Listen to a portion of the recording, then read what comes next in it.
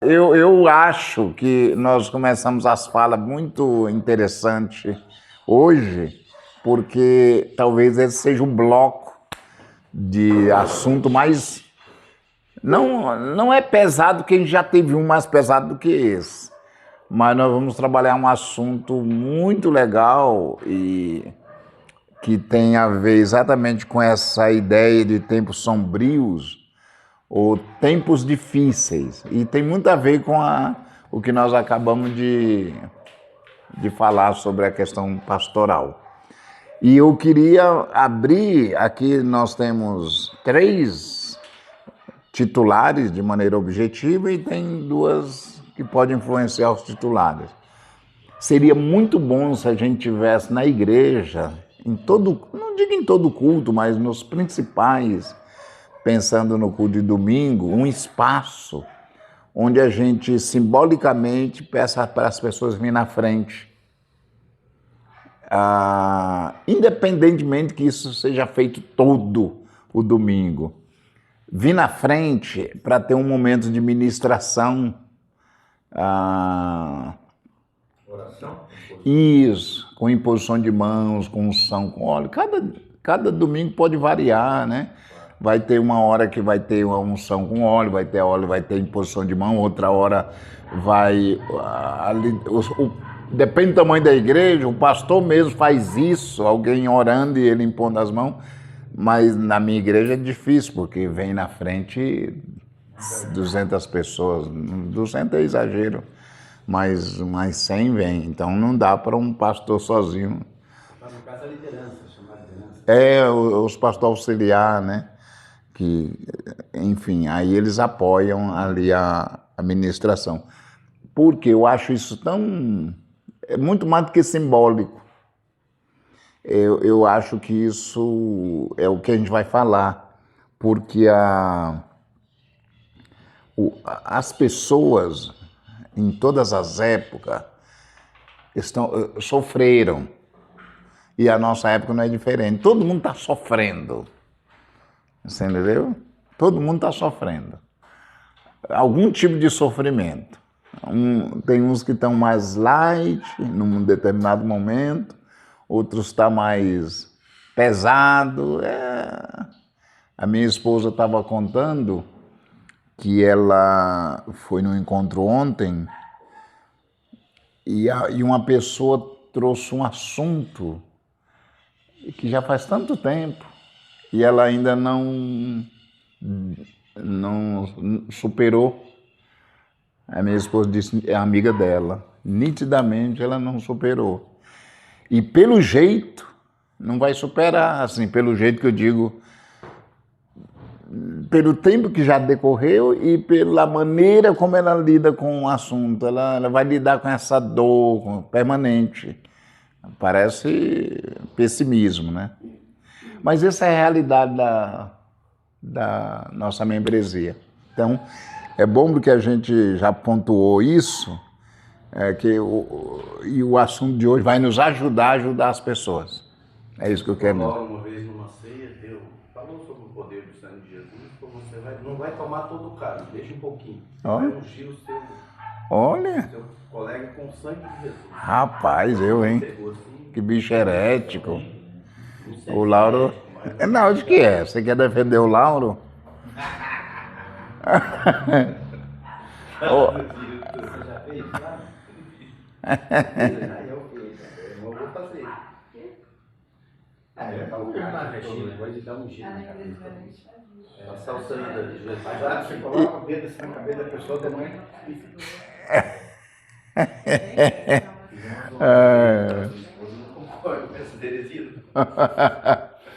Gente, hoje...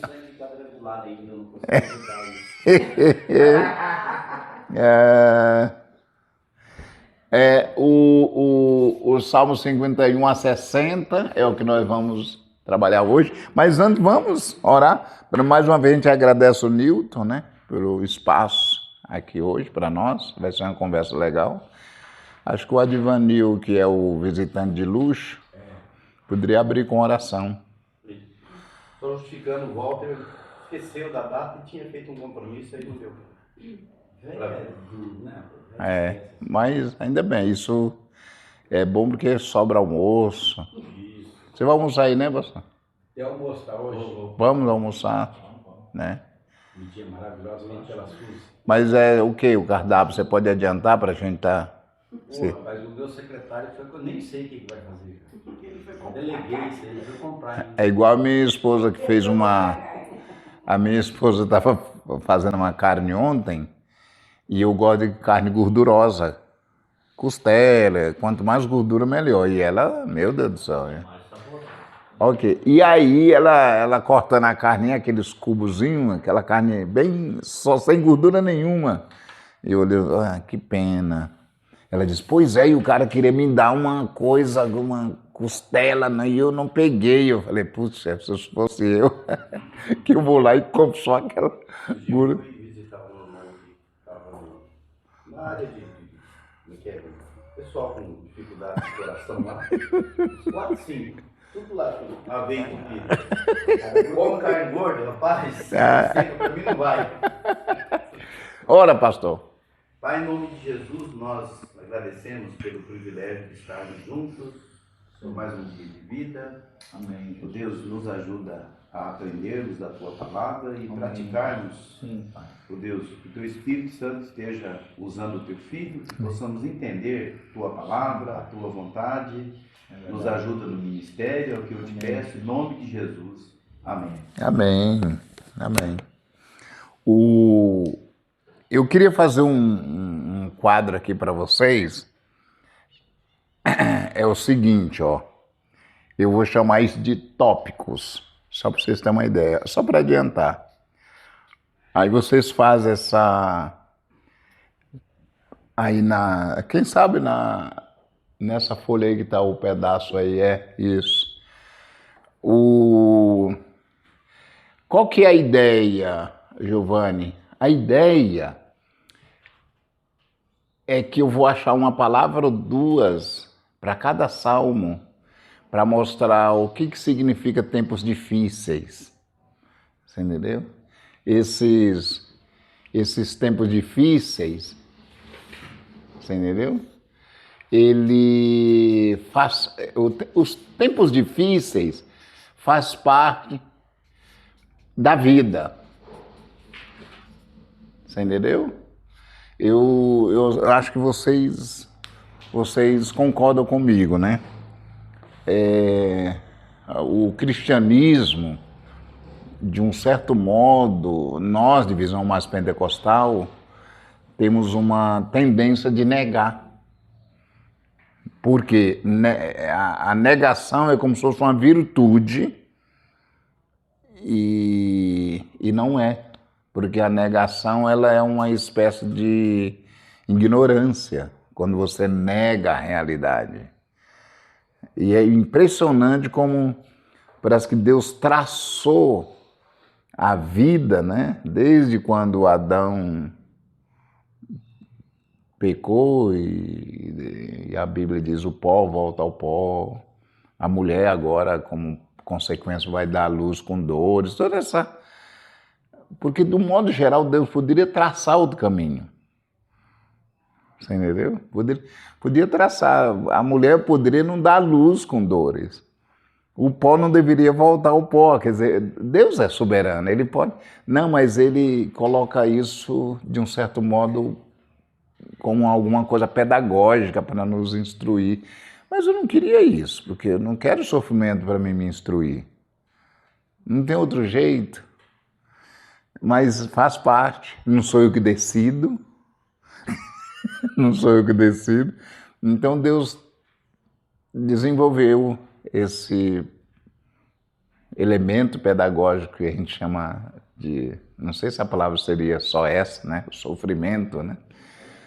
E nem sempre o sofrimento é por causa do meu problema, que a gente vai ver que o primeirinho é o problema do cara. Mas nem sempre é, que depois a gente vai ver os outros salmos, que não é o problema dele. Mas ele está sofrendo por terceiro. Eu fiquei surpreso, pastor Giovanni. Eu estou fazendo uma jornada na Igreja do Evangelho Quadrangular, eu faço todo ano, São 8 encontros, chama-se Pastoreio de Pastores. E eu escrevo um livro no início do ano. E aí depois escrevo o livro, disponibilizo para o pessoal. E na sequência, todo mês eu elaboro a lição, baseado no capítulo que eu escrevi. Coincidentemente, o mês que passou, no mês de outubro, não, de setembro, eu usei um texto diferente, porque eu escrevi o livro e o tempo passou, depois eu descobri um texto que melhor comunica aquele tema. E o texto, praticamente eu descobri o texto, que é Hebreus 11, de 8 a 12, que fala sobre Abraão. E também eu descobri uma frase lá que diz que Abraão, ele peregrinou na terra como terra alheia, habitando em tendas. Aí eu digo, mas peraí, Abraão não tinha, eu não sabia, ele não tomou posse, a terra não era dele, ele ficou 40 anos habitando, morando de aluguel. 40 anos. Mas a terra era da promessa, mas ele não assumiu, não teve. Não foi dele hora nenhuma, ele não tinha nenhum um pedaço, uma posse. Olha que 40 anos. Os primeiros 5 anos tudo bem, né? Os primeiros 3 anos. E ali para mim foi uma surpresa. Surpresa. Ok, então vamos lá. O Salmo, eu acho que é plural, né? 51. Qual que é a questão? A questão é pecado pessoal. Esse é o problema. Culpa. Hã? Culpa, né? Sentindo que culpado. Isso, é o desdobramento. Mas a raiz é o pecado pessoal. Este é o fator dos tempos difíceis, né? A segunda coisa, que é o 52, olha que coisa interessante. Salmo 52, o problema já é outro. Você entendeu? O problema já é a maldade intencional. O que isso tem a ver com ele? Nada. Aparentemente sim, tá? Mas a maldade intencional. Quando você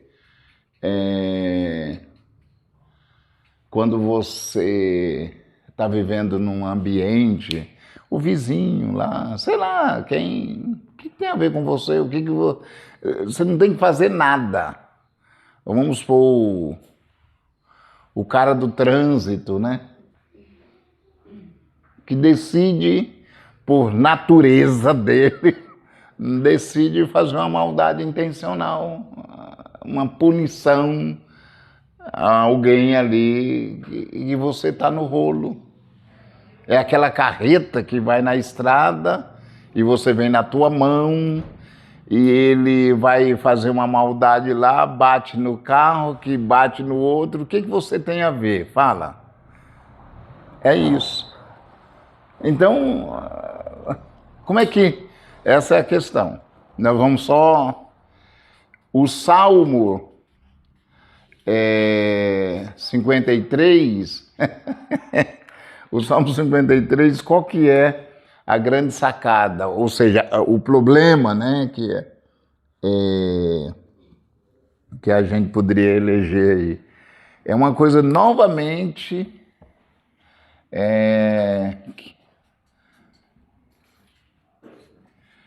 o ceticismo, tá? Ou a gente chamaria hoje de ateu, né? Eu gosto da palavra na filosofia, o ceticismo é mais... eu acho que é mais original.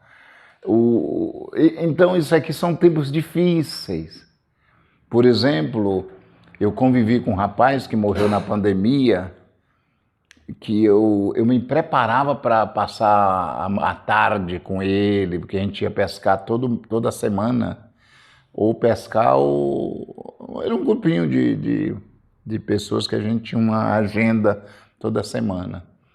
Ele era muito carnal, mas muito carnal. Ele era irreverente, ele era o cara que instigava em mim os instintos mais primitivos. Gente, ele parecia um cara endemoniado, assim. E gente boa demais, um baita de um parceiro de pesca, mas era passar 3 horas com ele, você descer o nível da sua carnalidade. Interessante, né? E eu acho da mesma forma a questão do ceticismo. Você começa a conviver com... Por isso que os jovens, quando vão para as universidades, né, eles enfrentam, porque o professor ele é muito instigante, muito... Tá? Nesse sentido. E aí, gente, o 53 é isso, né? Agora, o 54, olha aí.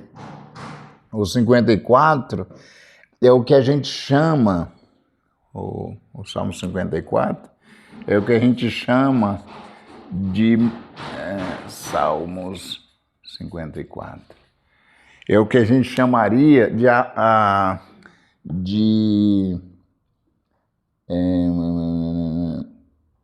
prepotência hostil. Você entendeu? A prepotência hostil. Porque a pessoa pode ser prepotência hostil. Eu não estou dizendo que ela pode, tá? Mas se não fosse hostil, menos mal. Então, esses são os tempos difíceis. Você entendeu? O Salmos 55, que de todos eles, Giovanni, são muito complicados. Mas esse eu acho mais, não sei se é o mais dolorido, mas eu tive refletindo muito sobre esses salmos, o Salmo 55, eu não sei, mas pode ser que é o que mais doeu no salmista, ok? Se vocês olharem os 55, quem já conhece, a traição do amigo. Não sei se é amigo. Não sei se é amigo. Tem um meme que diz assim: amigo é tudo na vida. Aí embaixo, Judas. Boa. E você sabia que Judas era o cara que Jesus mais... não estou dizendo que ele mais amava, não é isso. Talvez seria um paradoxo. João, né? É que João também não era a pessoa que Jesus amava, né? Foi João que falou. Ele que falou, né? Ele falou, mas uma pessoa fez uma exegese belíssima, que ele diz que é como ele se sentiu. Como é que ele se sentia? Por ele ser o mais novo, então possivelmente Jesus dava uma atenção ali e ele achou que... Mas enfim. Mas o Judas era um cara ponta firme. Por isso que ele ficava do lado de Jesus, tal. Não sei qual lado que ele ficava, deve ser da esquerda, né?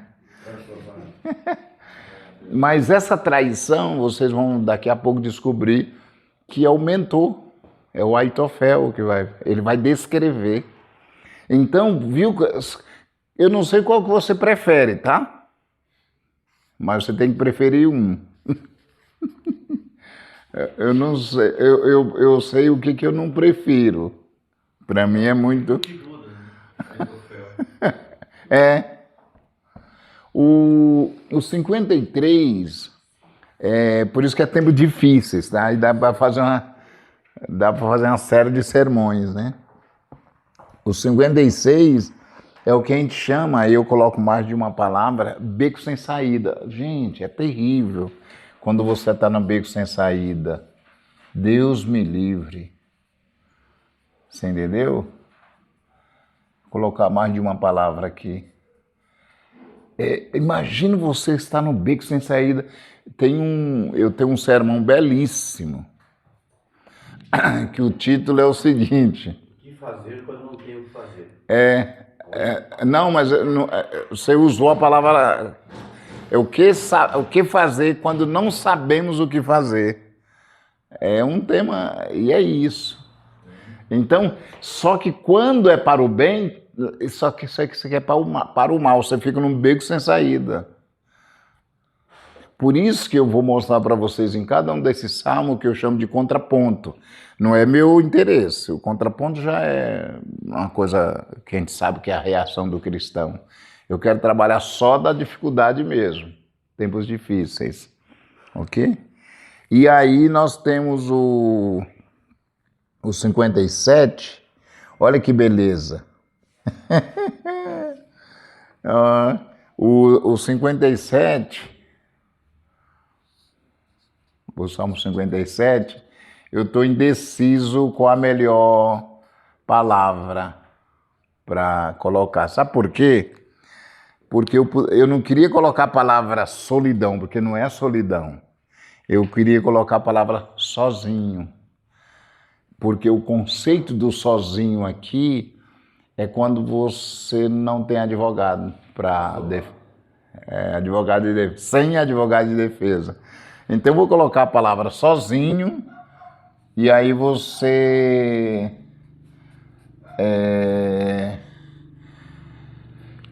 escreva sem advogado de defesa. Gente, é terrível. Até porque o advogado de defesa não quer pegar você. Já pensou quando você chega numa situação onde, eu não sei se vocês já passaram por isso, eu já passei. Eu estava andando na rua do lado e lá na frente, na esquina, eu vi uma pessoa e, logicamente, a gente ia se encontrar. Adivinha o que ela fez? Passou para o outro lado da rua. E eu já vi isso com muitas pessoas. Tem um rapaz que eu estou a par da situação, que ele está assim, todo mundo está passando para o outro lado da rua. Não é um rapaz, é um senhor quase... Eu faço isso quando eu devo para a pessoa. Imagina, gente, que quadro, é o cara sozinho. É a situação do sozinho. Você entendeu? E aí, os Salmos 58, ok? E o 58 vai trabalhar a ideia do... Agora, eu não sei qual a palavra que vocês acham melhor. Porque essa palavra não comunica. Ela não comunica. É tão forte a injustiça. É tão forte que ela é fraca. A situação é tão forte, Luiz, que a palavra é fraca. Porque o conceito de injustiça é quando você deve receber o prêmio e não é dado para você, é dado para outro. Esse é o... Então, tempos difíceis. Os tempos difíceis vão se configurando das mais diferentes formas. Os tempos difíceis vão se configurando das mais diferentes formas. Lógico que aqui eu poderia colocar não só sem advogado de defesa, aqui injustiça humana, mas lógico que é humana mesmo. Mas cada um dói mais. É que cada um vai viver o seu momento, a sua dor, cada um tem a sua própria dor. Você pode dizer qual é o mais difícil. Por exemplo, Luiz, pensando em um ambiente e a coisa está te afetando, qual que você não prefere? Não estou dizendo que tem um que você prefere, mas o que no teu olhar assim é que dói mais. Traição. E não é a traição de qualquer pessoa, né? É do... Traição. Mas traição Acho que sempre é é de dolorida perto. quando é alguém que você ama, né? Mas geralmente traição é quem tá perto de você, né? Quem Por isso que Você não ama, já. Porque se você não É, tem a pessoas traição de quem não ama nem dói. né, faz diferença. Esperava, né? Tem um brasileiro que diz: as maiores feridas são feitas nos maiores afetos. Oh. É o que mexe comigo no braço. Agora, essa daqui, sendo caçado, o cara é tipo uma caça. Que vocês nunca viram essa imagem, né? Aquele animal que sai. Gente, é terrível. Tempos difíceis, você sendo caçado. Porque quando você está sendo caçado, a probabilidade é que você vai ser caçado, no sentido encontrado. Puxa, é muito... É dolorido. E é interessante que a vida nos oferece isso, né? Eu não desejo isso para o Adivanil, né? Nem para o Advanir. O Salmo 55 para baixo aí, ó. Eu estou vivendo. Olha. Nossa. traição, beco, sozinho, justiça. Nossa, assim, cara. Feio o negócio. Vamos orar pelo menino. Ó, que eles não vão me achar, eu vou achar eles primeiro. Não, só porque o Júlio postou uma foto do homem lá que morreu o pai do pastor.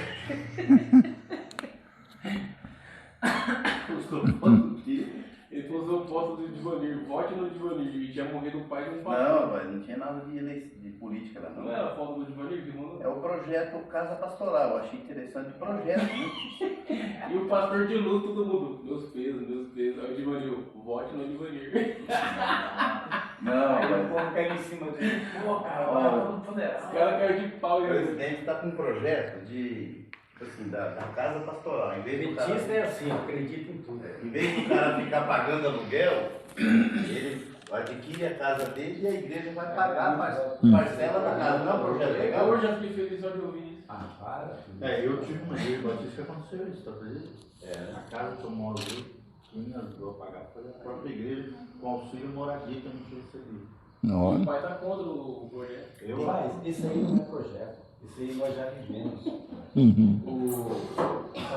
Não adianta a política social desse povo. É que a igreja ela dava auxílio moradia, se você vivesse de aluguel ou pagasse uma casa financiada, entendeu? Se você tivesse casa própria, aí você não tinha direito ao seu auxílio moradia. Só que nessa aí que aconteceu, eu não estava só, porque teve os caras que falaram, só estava esperando mais um comentário no grupo que eu ia entrar na sua defesa. Mas ninguém comentou mais nada. Eu ia entrar de defesa, meu pai mandou pra criança. Viu? Agora, eu sei que tudo é muito difícil, mas quando você chegar nos 60, você vai dizer, não, esse é terrível. Por quê? Louco? Piorou ainda?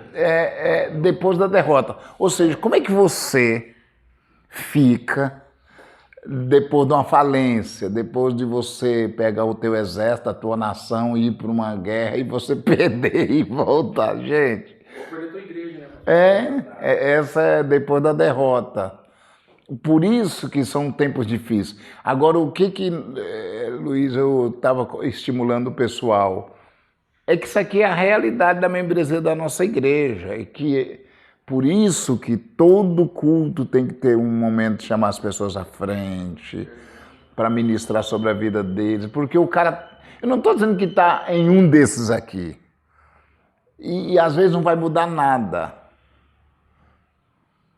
mas só o fato de você dar esperança, o Eugene Peterson, num belíssimo livro, não lembro o nome agora do livro, ele disse assim, quando você atender alguém, já deixe marcado a próxima, na reunião, um encontro.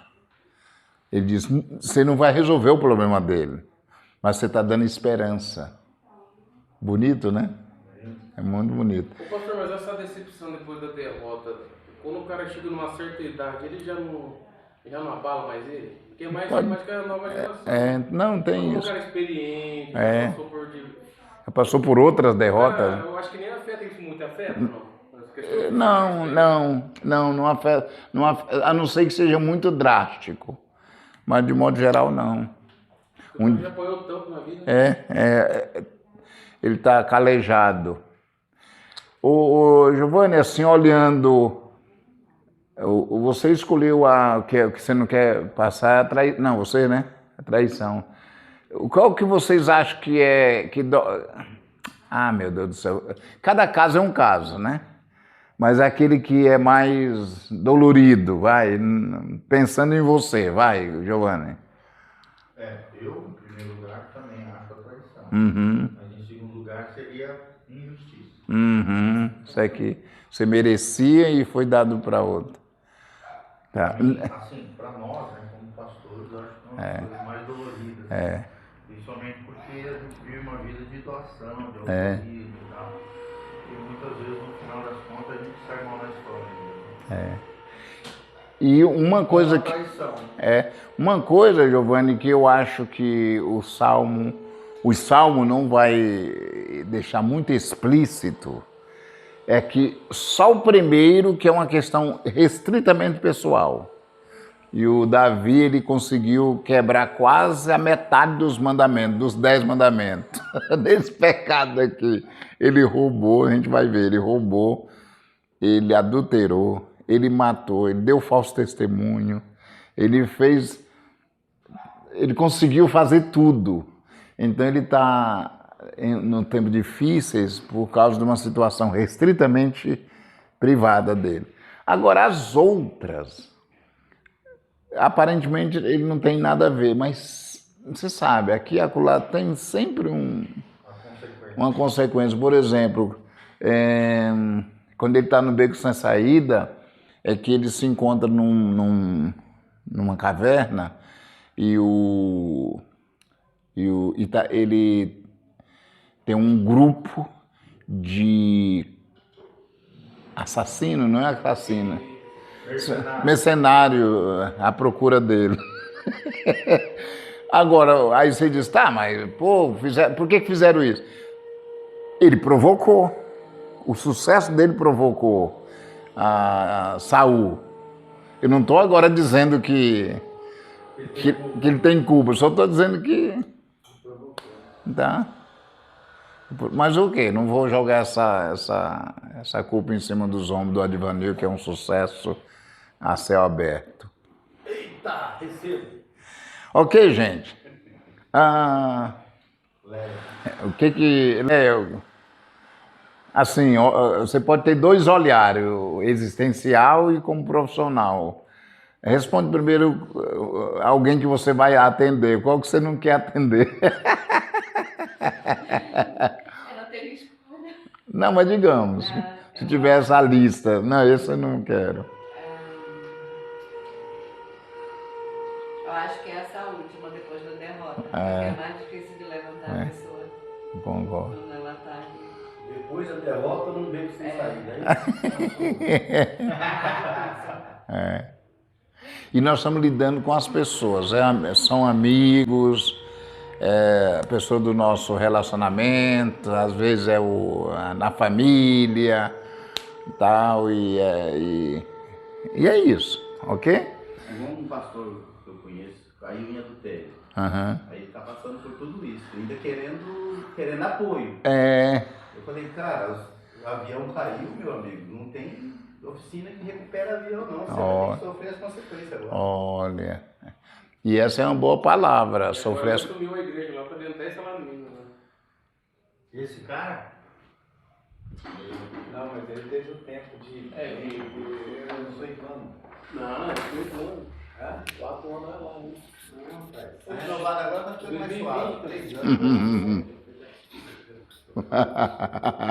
Mas o que? De recuperação? O tratamento? Sim. Não, se ele for tratado... Tem uns 8 anos a mais. Não, pegou a igreja no topo aqui em Paraná. É que ninguém queria, ele pegou. Só que todo mundo quando fala o nome do cara, aquele que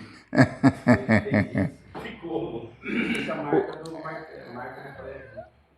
Então vamos lá, vamos olhar para o o Salmo 51. O Salmo 51 é famoso, tá? Porque ele é o retrato daquele episódio, né? De 2 Samuel 11, 12. Naquela cena, Giovanni, ali, você sabe que o que me chama muita atenção não é o próprio Davi, mas é o profeta, né? Imagina a função do profeta. Se você vai confrontar o pé de chinelo, o Zé Mané, né? O Pangaré, tudo bem, mas imagina o profeta ter que ir lá na casa do rei, cara, com a lista de infrações, não. Isso tem que ser macho. Não, o cara tem que ser muito bom. Acho que a função dele... Eu não gosto dessa função. Não gosto. A minha esposa já, ela disse, ontem ela falou assim, eu vou falar para a pessoa. Eu digo, não fala não. Eu vou, alguém tem que falar. Eu digo, não, mas vai... Ela disse, não. Então eu estou aconselhando ela que a pessoa é muito apegada a gente, né? O esposo morreu uns 5 anos atrás, era muito meu amigo, e também a pessoa está com quase 80 anos, né? Eu digo, não, deixa. Ela diz, não, ela tem que saber. Porque é tipo do profeta, o profeta é destemido, né? Raça ruim, né? E é isso, mas o que você... Aí eu queria que vocês olhassem o texto. Vamos olhar alguns detalhes no texto. A primeira coisa, Giovanni, que me chama a atenção no Salmo, não é na história real, que na história real Davi enrolou, né?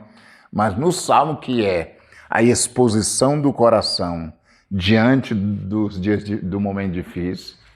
Então, pegando aqui agora só o Salmo 50, você vai ter que pensar na ideia dos tópicos. Eu acho fabuloso demais, porque a primeira coisa que você vai encontrar é o que não é fácil.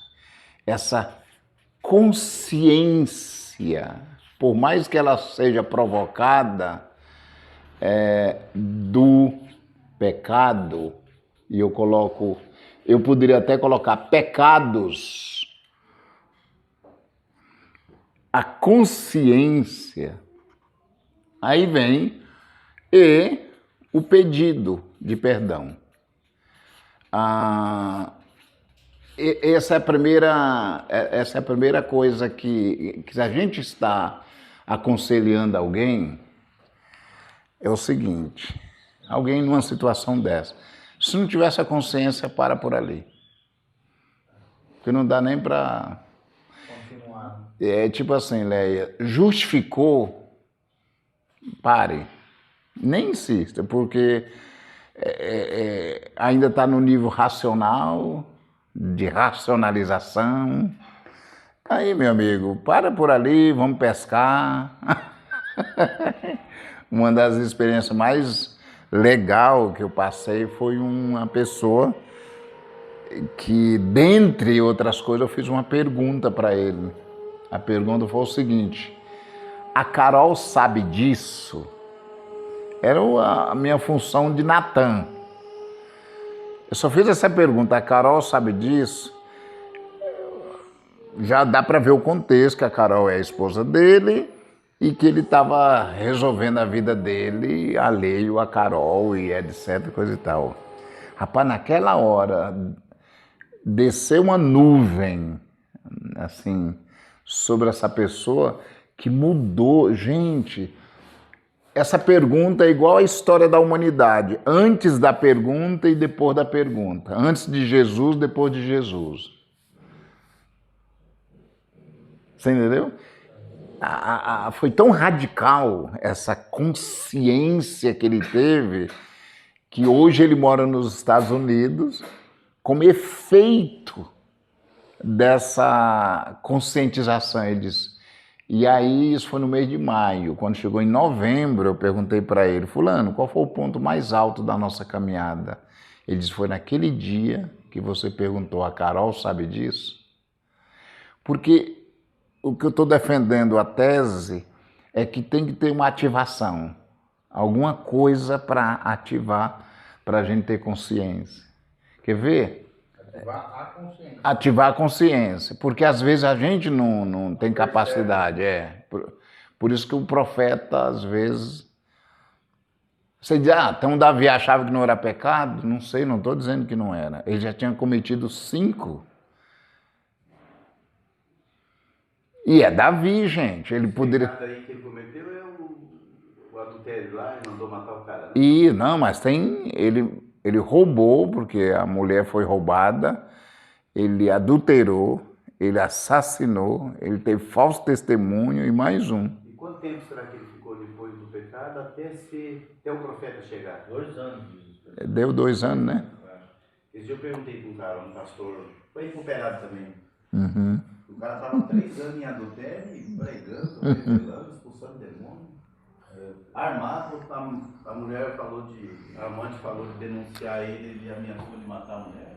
Deus! Falei, como é que consegue pregar da ceia? Não, eu não...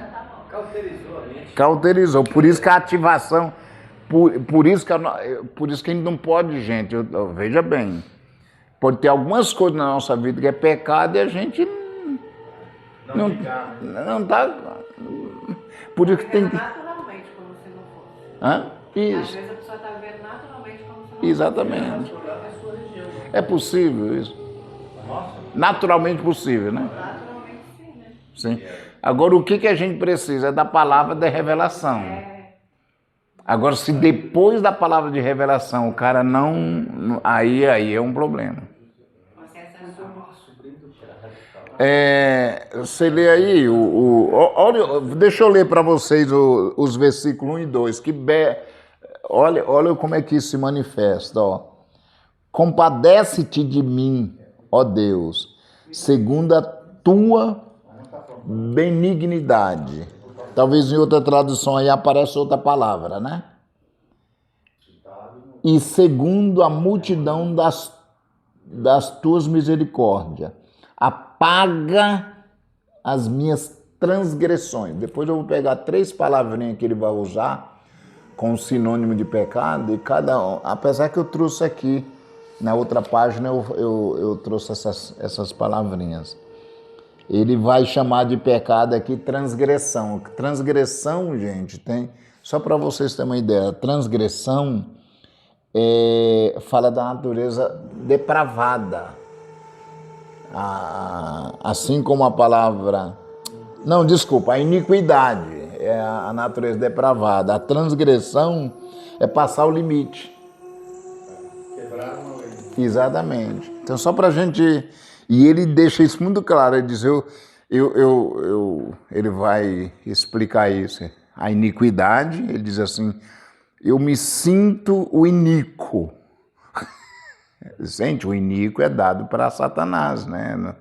Que é o cara que consegue sintetizar todo o pecado do mundo. Você estudou em Agostinho o bem e o mal, né? Não sei se é o bem e o mal. Não. Eu já li bastante coisa de Agostinho mencionada por outros, né? Tá. Não a obra dele em si. Ele agora me perdoe se está errado. E o Ed René captou. Quando o Ed René abarca, eu sou contra. Mas ele vai dizer maldade. É meu. Aí, Leia, ele vai desenvolver que o mal é a ausência do bem. Filosoficamente é bonito. Tá? Eu tenho dificuldade da minha mente assimilar. Foi o Agostinho que falou isso. O mal é a ausência do bem. Tá? E o Ed defende de tal maneira que o Ed vai defender que o inferno é a ausência de Deus, que não é um lugar. Deixa para lá, vamos falar bem da gente. Pegaram o raciocínio, então, O que eu quero... Erro teológico não é isso. Lógico. Porque a presença de Deus está no inferno. Sim, Condenação, hein? sim. E, ó, aprenda com ele. Ó, o que nós precisamos? Nós precisamos criar na igreja dispositivo para ativar a consciência. Às vezes a gente não tem esses... A segunda coisa, e eu quero que você preste bastante atenção, a segunda coisa é a confissão objetiva. Porque esse camarada que tem consciência, tá? Esse cara que tem consciência, agora ele vai fazer uma confissão objetiva. De modo geral, as confissões não são muito objetivas, né? Deus, tu sabes. Deus, tu sabe. E olha que interessante, o versículo 3 a 5.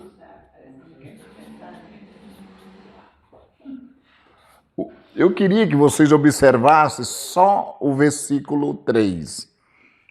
Eu não estou dizendo que eu tenho clareza sobre isso, eu tenho alguma dificuldade para lidar com isso. O versículo 3 vai deixar nitidamente claro que o pecado não foi contra o Urias, ou contra isso, contra aquilo. Ele vai dizer que o pecado é contra Deus, mas não foi contra Deus, foi contra as pessoas. Mas ele vai dizer, não, eu não pequei contra as pessoas. Por isso que a confissão, eu estou chamando objetivo, porque ele não fica com desvio de finalidade. Ele vai no âmago do negócio. Ele vai na coisa, no central mesmo. É contra Deus e estamos conversando. Porque está acabando. O cara que eu pastoreei, caiu Obrigado. no teto e dizer que foi uma vez só. Aí ele disse que tinha confessado para Deus. Antes de conversar comigo, ele falou, se eu te contar uma coisa, confessar, fica entre nós? Eu falei, fica. Aí ele falou, eu traí minha mulher, mas foi uma vez só, eu já pedi perdão para Deus. Eu falei, mas a tua esposa não vai ficar sabendo? Não, eu já pedi perdão para Deus, Deus perdoou, vamos tocar a vida. Eu tinha falado que não ia falar para ninguém, tinha que ficar quieto aí. Então, ela não sabe até hoje. Se está perdoado, né? Mas assim, eu acho que não cabe a nós falarmos para a mulher. Sim. A gente tem que orientar as pessoas. E no momento certo, Que o momento certo, junto com a gente, seja falado a ela. Mas não cabe a nós obrigarmos o cara, ou, tu não vai falar, então eu vou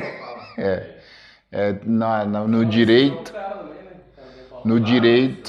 no direito tem uma lei, não sei se a palavra é lei, uma regra, que um princípio maior elimina o menor, né? Tipo, enfim, o casamento é mais nobre. Isso tem que ser protegido, mas não encobrindo o pecado. Tem que tratar no seu momento certo, na hora certa. Outra coisa, vai enganar, se a pessoa também tem condição. no início do encontro com Deus, o G12, naquela época, rapaz, chegava lá na hora do confessionário, lá, que tinha um confessionário, aí o cara confessava e, falta de sabedoria, chegava um cara, a primeira coisa que ia falar para o meu, eu te traí você com fulano, ciclano, era separação. Olha, cara. Terrível, né? Separação. Aí começaram a ministrar diferente. Lógico. Escolher o momento certo. Lógico. Orientar. Não é assim, você não pode inventar, Deus perdoa, mas agora você tem que tratar. E é devagarinho, demora. Com certeza. Então, gente, o que ele diz no versículo 3? Ele diz assim, foi contra ti. Somente. E com toda clareza. Eu acho legal, porque ele elegeu todas as pessoas afetadas e diz assim, eles não, o principal é aqui. Foi contra Deus. Meu problema maior é com Deus. Cara, por isso que é um problema sério. Sabe por quê? Puxa, eu pequei contra Deus, é pior ainda, né? Ou se eximiram de pedir perdão também. Não, mas no caso dele não era 6 emendas, não. Ele fez uma baita de uma descoberta, não é que fez, ele já sabia disso, uma descoberta teológica, que todo mal é contra Deus, por mais que eu afete você, primeiramente contra Deus. Que a gente não tem essa cultura. A terceira coisa que ele vai dizer, que eu acho belíssimo, está no versículo 6, não sei se o Advanil consegue ler, ele faz eu não sei como é que poderia chamar isso, ele faz um pedido específico. Aqui ele está pedindo perdão, aqui ele confessa, mas esse pedido específico é como se fosse assim, eu não sou o que eu estou te pedindo. Ele diz assim, eu quero ser íntegro. E a palavra íntegro aí, Newton, é inteiro. Não sei se aparece a palavra íntegro. Aparece?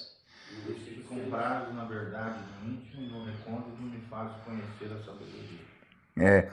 Mas essa é a ideia de... É um pedido por integridade. Não tem nenhuma tradução aí que dá essa conotação de que ele está falando da integridade. Esse é o sentido, tá? É o sentido. Ele faz um pedido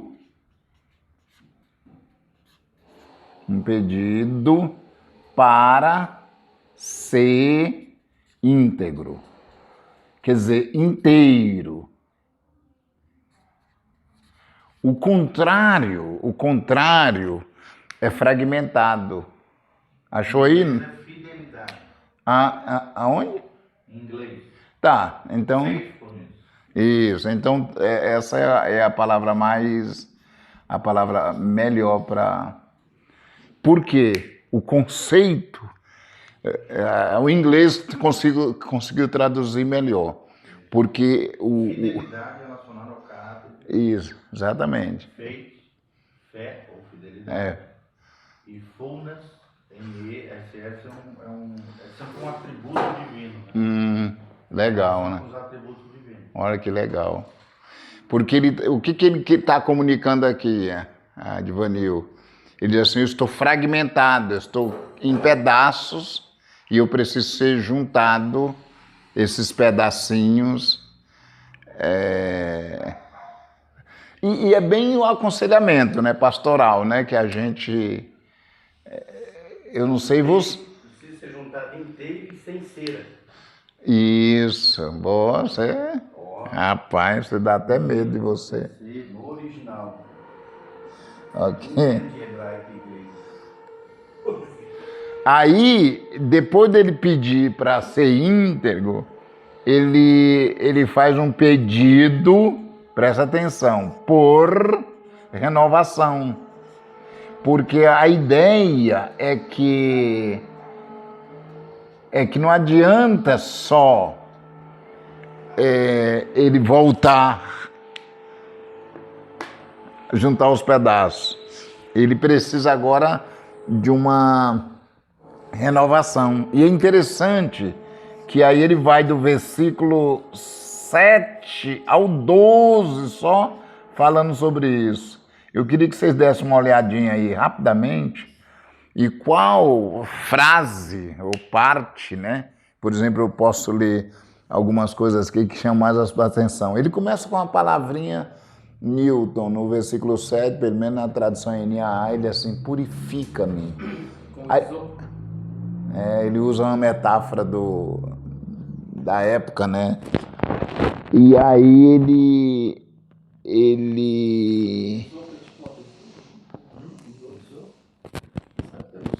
Isopo é uma folha que era usada na época, esponjosa, como se fosse uma esponja. Que era salpicada no sangue e jogada sobre as pessoas na hora do holocausto. Mas era para um uso específico, não era para várias coisas. Era tanto para limpeza, né? Então era várias. Para lavar o corpo e tal, mas também era usada pelo sacerdote para molhar no sangue e e jogar sobre aquele que oferecia o holocausto. É uma folha típica do local lá, do Oriente Médio, que era esponjosa, por isso usou. E aí, se vocês quiserem matar a charada, nesses versículos existem 11 pedidos. E todos eles ele não está pedindo para as pessoas, para o vizinho, para os amigos, ele está pedindo só para Deus. Imagina, tinha outras coisas que ele poderia pedir para as pessoas, para o Natan. Mas se você pegar do versículo 7 até o 11 ou 12, vai ter 11 pedidos que ele está fazendo. Você entendeu? 11 pedidos. Vou colocar aqui, 11.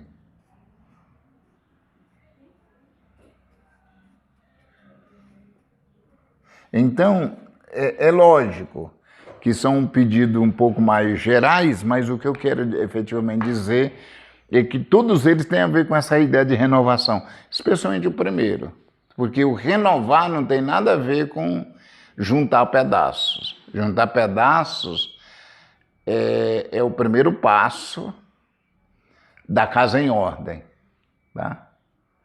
E aí, gente, o que eu acho mais legal é que a última coisa que ele faz votos. A gente não tem muito essa cultura, né? Do voto, né? Não tem, eu acho bonito, tá? Eu acho bonita a ideia do voto. Eu acho bonito.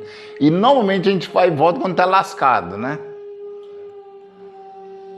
Mas eu acho legal, eu acho piedoso, tá? É o 13 e o 19.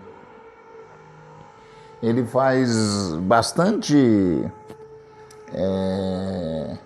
por exemplo, quando ele fala no 3, então, o que ele vai dizer? Ensinarei os Por que ele nos diz ensinarei os santos? Eu vou ensinar as pessoas que caiu onde eu caí. Bonita, né? Eu vou ser pastor de uma igreja para lidar só com gente ruim. Pecadores como eu. Cara, eu acho... É isso. Então, esse voto que vai do 13 ao 19, é lógico que tem outras coisas em jogo, mas só esse primeiro já é o suficiente para a gente ser pastor. Ou cuidar de gente. E às vezes tem uns que até ganha para cuidar, né? Você sabe que o psicólogo ele tem uma função um pouco, não maior do que o pastor, né? Eu não posso também. Mas porque eles mexem com uma questão de estrutura, né? Psicológica. É como se estivesse melhorando o terreno para a função pastoral. Que o pastoral vai trabalhar mais a questão da espiritualidade, do sobrenatural, essa coisa mais que o psicólogo necessariamente não é função dele. Fica se metendo, não é. A não ser o psicólogo... Não sei se sejam os pastores aí que fizeram psicanálise, o cara ficaram doido, velho. Qualquer coisa ele já tá vendo coisa lá do passado e tal. Pode nem brincar perto dos caras mais. Não. Tá tendo revelação agora? Eu pessoalmente tenho muita dificuldade com o pessoal da psicanálise, porque não é profissional, né? Não é um negócio científico, né? Não sei, mas vamos cuidar da nossa vida. Luiz, você... A psicanálise com curso livre é frágil e fraquinho. Sim. Que é esses casos que você está mencionando, que ele provavelmente está mencionando também. Outra coisa é uma especialização em psicanálise, como a Leia fez, eu também fiz, que é outra coisa. Sim, que é científico, né? Diferente. São caras preparados, 1 ano e meio, 2 anos de estudo, é outro nível. Tem reconhecimento do MEC, é outra coisa. Tem que ter, gente. O curso livre não vale nada, não. A maioria Não é curso de final de semana. Lá no seminário tem lá, mas Isso eu nem faço. Pegou, Ivani? Todo pastor deveria O olhar, como eu falei para vocês, ele comete, você vai achar os 4, 5 pecados que ele, mas ele coloca tudo numa banheira e para fazer esse processo aqui. De tudo que eu vi, além da questão objetiva, gostei do voto. Que quando ele diz, eu vou ensinar, aí depois ele fala o que vai fazer. Eu vou só atrás de gente que caiu onde eu caí, né? Eu quero ajudar esse pessoal. E ele usa a palavra ensinarei. Eu não sei qual a melhor tradução. Como é que está na tua? No 13? Ensinarei. Ensinarei. Ele diz assim, ensinarei os transgressores teus caminhos e os pecadores se converterão a ti. As palavras possíveis é aprender, ensinar e exercitar. Ele está falando do gabinete. Essa coisa do educar. Do educar. E você vai ensinar, não é candidato a transgressores. Você vai ensinar transgressores, igual ele. E ele já deixou claro, se você... ele vai falar do seu problema de 3 formas. Dá uma olhadinha aí no material. Tem um quadro na página seguinte que ele vai usar a palavra iniquidade, tá? Esse possivelmente está no versículo, não sei se no 3, no 2, né? Ele vai usar a palavra iniquidade no versículo 2. Ele vai usar a palavra transgressões no versículo 3. E depois ele vai usar a palavra pecado no versículo 4. Só que cada uma delas é uma face do mesmo problema. A iniquidade, ele diz assim, eu sou o pecado. Não quer dizer que o pecado habita em mim, eu sou o pecado.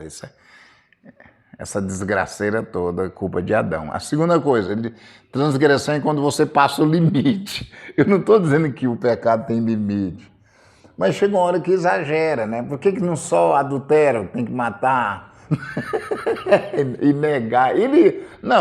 Davi, ele bagunçou. Ele exagerou na dose. Já pensou que eu fico com dó de Davi? Porque ele, rapaz, o negócio, eu não sei não, cara. Tá igual meu cunhado. Meu Deus do céu, não para. Rapaz, não para. Tá louco. Quer dizer, enfim. E você sabe que isso, o cara consegue pecar todos os pecados do mundo. Deixa alguns pro Hitler, né? Uma vez crente desviado que é pior que isso. Uma vez eu entra no estado absurdo. As falhas de Davi e a integridade de Urias. Essa é boa, hein? Boa.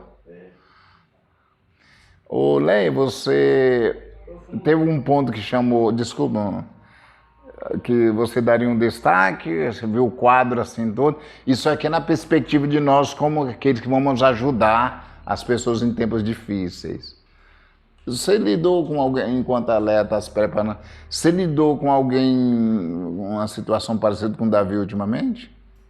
Bastante. Não tanto aí. Né? O Luizão não tá sabendo. Não, o Luizão não tem nada lá. Nossa, lá no meu está um céu, então, porque não tem nenhuma desse aí lá. Lá o Luiz Mas vai ter, em nome de Jesus. Eu acho que esse ponto primeiro aí. Porque se você não trouxer a pessoa à consciência, não tem como fazer bastante. Porque muita gente está no nosso meio e não tem nem consciência do pecado. Sim. Por isso que tem que ter a ativação. A mensagem. Gente, a gente tem que rever essas mensagens também, né? Veja que não tem, tá tudo tranquilo, é porque o pastor não está levando o pessoal a ter a consciência de que... Mas você está falando disso do Luiz, que o Luiz falou que estava tudo bem lá. Pregação coach, né? Salvo. Pensamento positivo. Ah, Pregação só. eu vou eu vou pecar agora. Pelo menos eu falo que peca e digo vocês. Que, eu tava... que passar por isso para ensinar as pessoas. Eu estou passando por depressão porque eu preciso trabalhar nessa área. Imagina se todo pastor for cair para trabalhar nas caídas e lascou.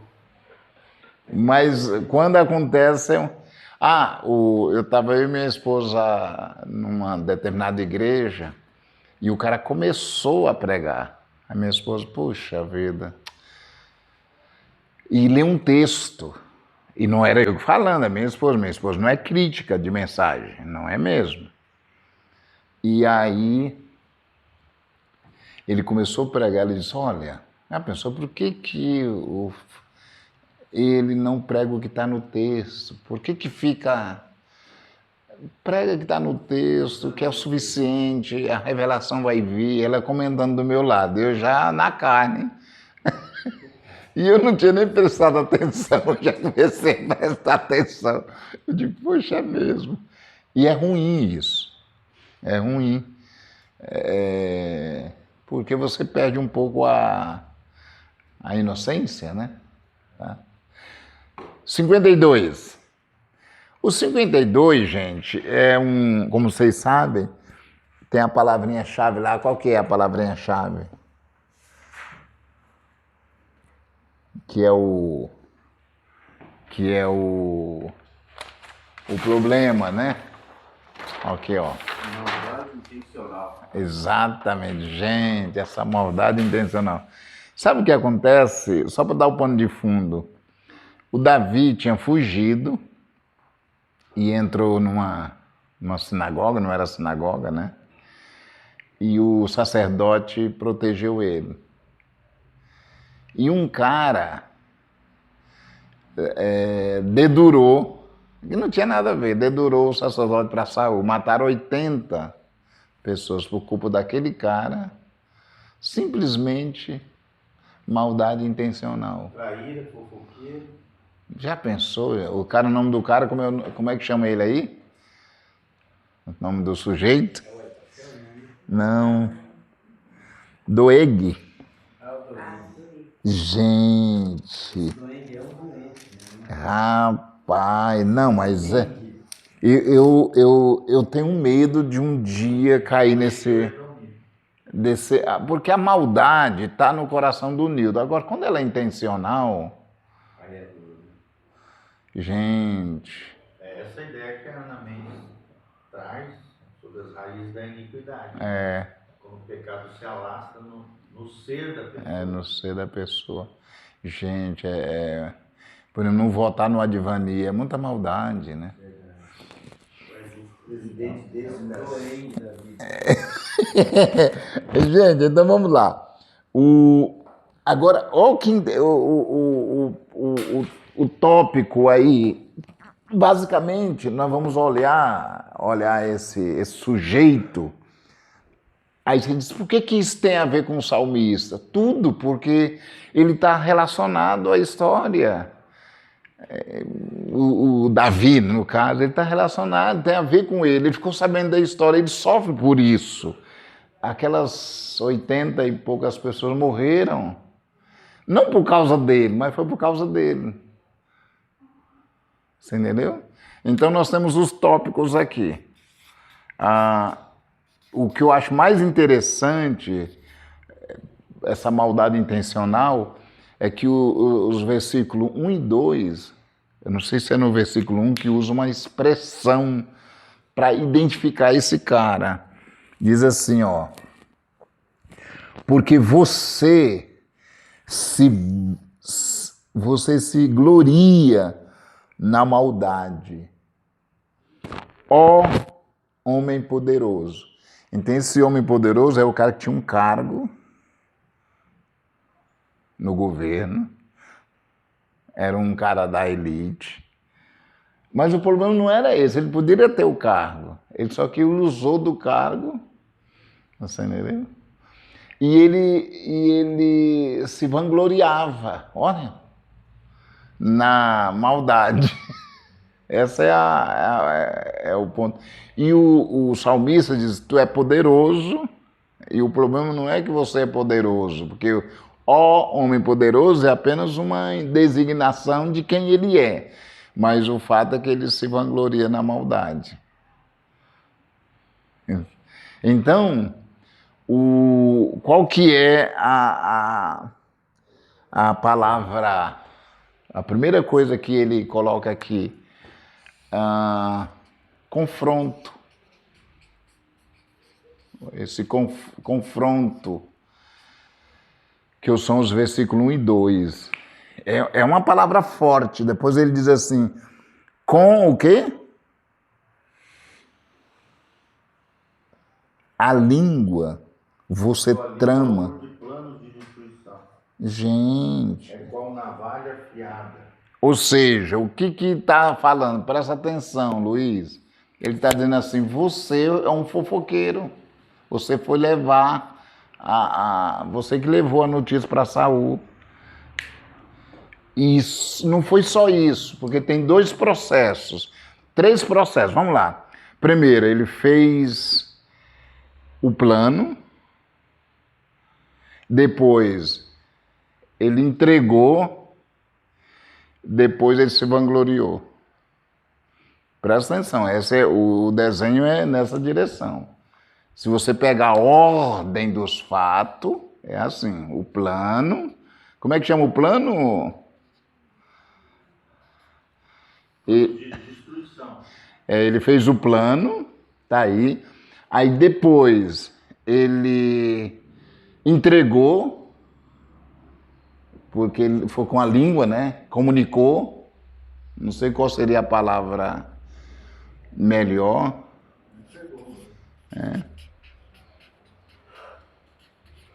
E depois vangloriou. Esse é o problema de Davi. Você entendeu, Nilton? Que, digamos, se o cara faz o plano, mas não executa, ele foi a língua, ele falou, ele levou, ele está aqui, ó, tá todos os documentos aqui. Bolsonaro já preso, fez o plano, não executou e se lascou. A minuta.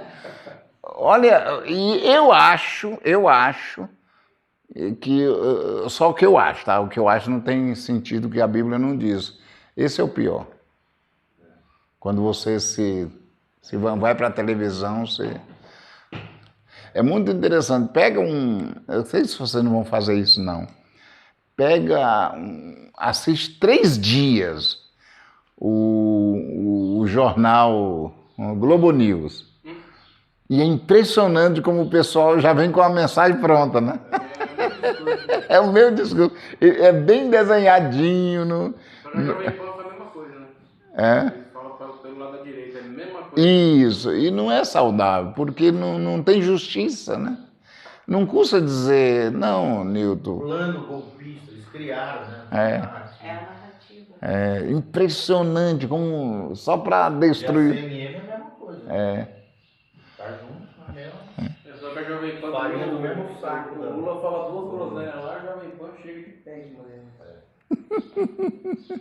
A segunda coisa que ele faz. E a SBT também. SBT é bolsonarista, né? Agora botou até aquele. Ele faz o anúncio do juízo. É um anúncio. Para esse tipo de pessoa aqui. Ele faz o anúncio. No final desse doeg aí, como é que foi? Boa pergunta. Você quer que eu saiba tudo? Pesquisar. Pesquisa e traz para nós na próxima. No mês que vem, que é o churrasco. Ô, mas demorou. Onde é que vai ser? A um CETEL. Legal. Cada um da. Chega, garoto. Vai ser no CPL? É, o ano passado foi. E tem gente que já não vai. Por quê? Olha a perseguição. Deve ser que Não, então vamos fazer no restaurante. Desculpa, aqui é 4, né? Aqui é o 4 e aqui é o 5. O presidente é tão desorganizado. Aqui é o 5, tá, gente? Ó. Amigo do Jorge. Pra não bater na mesma data nossa aqui, não dá pra outro. Eles não gostam do jogo daqui, eles não gostam. Mas não gostar de mim é virtude. O cara que não conseguiu chegar no nível de... Não, verdade, tem que elogiar.